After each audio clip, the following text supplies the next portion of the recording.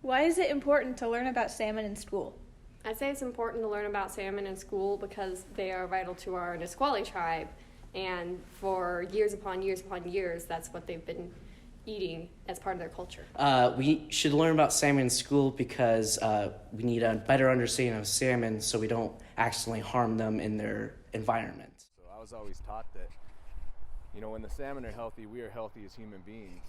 Protecting the salmon, when the salmon are healthy and the salmon are coming home to the rivers, then we know the Puget Sound is healthy, and we know the water's clean, we know the water's healthy.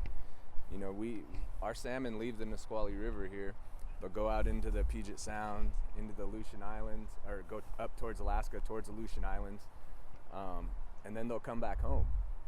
But a lot of the times our salmon can't come back home because they'll end up hitting a dead zone or a part of the Pacific Ocean or the Puget Sound that doesn't have enough oxygen for them to survive in. In what ways are salmon important to Washington? Salmon are important to Washington because they are keystone species.